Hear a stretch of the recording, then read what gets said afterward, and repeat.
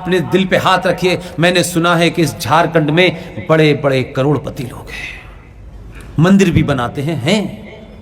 मैं बार बार कह रहा हूं मंदिर बनाइए, लेकिन इन मंदिरों की रक्षा करने के लिए ये जो सनातनी चलता फिरता मंदिर है, इसको भी सशक्त बनाइए, तभी मंदिर बचेगा। मंदिर तो पहले भी थे भाई, ऐसा नहीं था कि आज ही कोई मंदिर है। ये मंदिर 20 साल 25 साल के बाद रहेगा नहीं रहेगा, इसका इंतजाम कीजिए।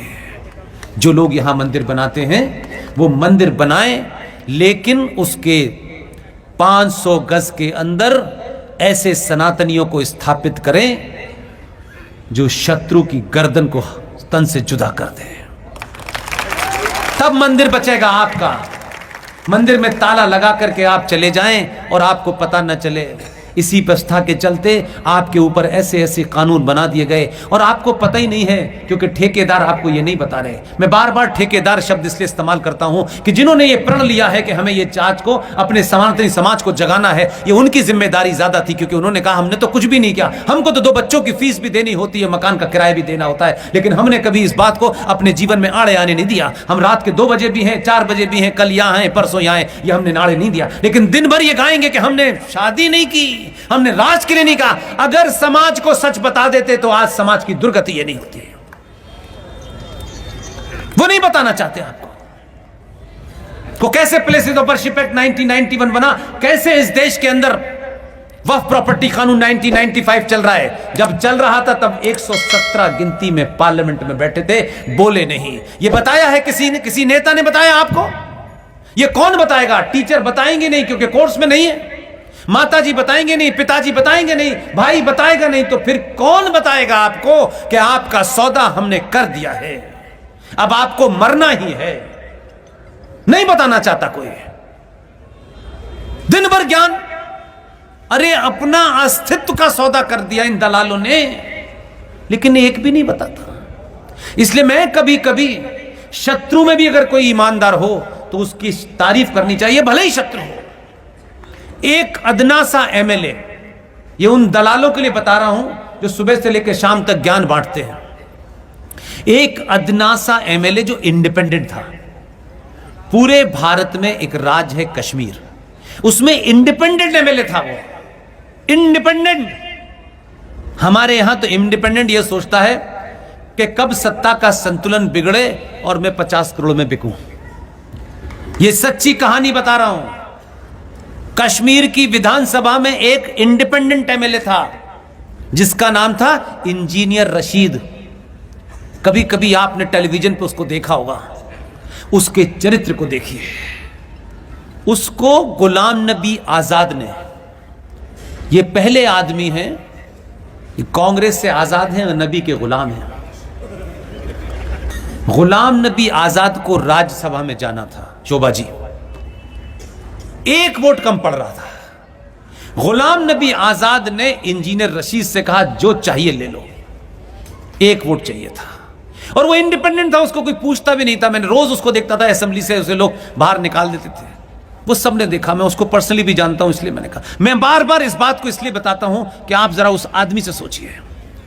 मैंने 2 से तीसरे कुर्ते में कभी नहीं देखा उसको। रोज किसी ना किसी इशू पे लड़ता था और असेंबली से उसे बाहर निकाल दिया जाता था।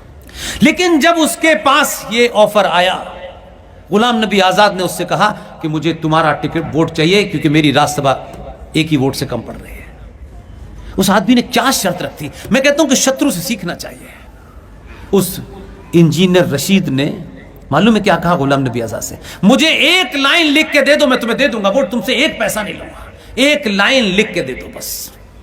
उसने शर्त रखी, गुलाम नबी आजाद तुम मुझे ये लिख के दो कि अफजल गुरु को फांसी गलत हुई थी। गुलाम नबी आजाद की मजबूरी थी, लिख के नहीं दिया, उसने वोट नहीं दिया। अगर कभी कभी कुछ सीखना हो तो शत्रु से भी सीखना चाहिए। और गुलाम नबी राज्यसभा नहीं पहुंच पाए। हम तो 2-4 करोड़ में बिको, कहते सनातन में बिक जाओ, बाप के खिलाफ चले जाओ, मां के खिलाफ चले जाओ, तैयार रहते हैं बिकने के लिए। इसलिए चरित्र पैदा कीजिए। ये लड़ाई जो आपको राजनीतिक तौर पे दिखती है, ये बहुत हल्की लड़ाई दिखती है। अंदर से हालात बहुत बेहतर नहीं है, बहुत बेहतर नहीं है। मैंने आपको इशारे में कहा, हर दिन 25 से 30 यंग लड़कियां अच्छे घरों की गायब हो जाती हैं। कोई रोने वाला नहीं है उनको। हम जैसे जो लोग बोलते हैं तो लोगों को बड़ा शौक लगता है ये घटनाएं आज सुननी कि ये 35 टुकड़े हुए, कोई फ्रिज में रख रहा है, कोई सूटकेस में रख रहा है। आप एक घटना सुनते हैं और सो जाते हैं, पता नहीं कैसे आप, वो सनातनी हिंदुओं के आपको नींद आ जाती है। आप उस दिन का इंतजार कर रहे हैं जब तक ये घटना आपकी बेटी के साथ ना घटे। जिस दिन बेटी के साथ घटेगी उस दिन कहेंगे पूरा देश मेरे साथ क्यों नहीं खड़ा हुआ। अगर आप इस बात का इंतजार कर रहे हैं तो 35 टुकड़ों में आने वाली श्रद्धा के बाप से टेलीफोन करके भी बात करते तो लोगों को लगता कि लोगों को इस दुख का अंदाजा झारखंड में भी है और बिहार में भी है। जिंदा समाज अगर चुप रहता है तो निकिता और अंकिता को अपनी बेटी मानता, रूपेश पांडे को अपना बेटा मानता, तो इस झारखंड के अंदर इतने लोग खड़े होते कि जब तक रूपेश पांडे का हत्यारा गोली से न मार दिया जाए तब तक नहीं हटेंगे। लेकिन हमें इसमें क्या मिलना है, हमें तो ड्रामा करना है।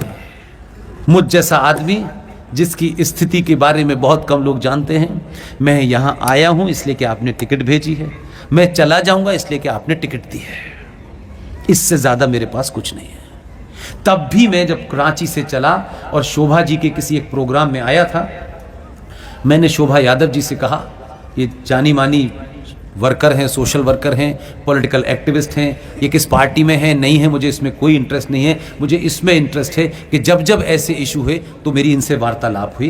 तो मैंने इनसे कहा कि आप, मुझे यहाँ के रांची के बारे में नहीं पता है, मुझे किसी भी तरीके से रूपेश पांडे के घर जाना है।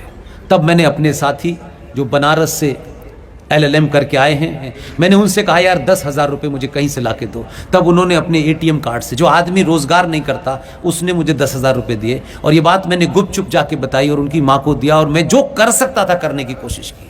लेकिन मुझे दुख इस बात का है, दुख इस बात का है कि मुझे यहाँ जब गया तो उनकी माँ से मिला, उनकी दादी से मिला, उस घर की हालत देख के मुझे लगता था यार हिंदू होना पाप है क्या।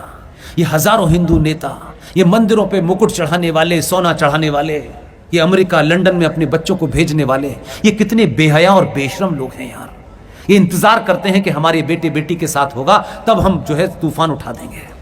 उसके घर की हालत देख के लगता था कि यार इस घर में कोई आदमी कैसे रह सकता है। एक कमरे का मकान जिसमें दरवाजे नहीं। उसकी दादी बता रही है कि वो मां बता रही है कि पड़ोस में मुसलमान रोज धमकियां देते हैं। लेकिन मुझे अफसोस नहीं, गुस्सा है। उस वक्त भी मैंने कहा इस देश में केंद्र की सरकार की एक नेता जो झारखंड से थी, मंत्री भी थी शायद, वो वहां 2 दिन पहले आई। मैंने पूछा उनसे भाई कोई आया नहीं यहां? उन्होंने कहा एक नेता आई थी, मंत्री थी, सरकार की तरफ से आई थी। मैंने उन्होंने कुछ किया?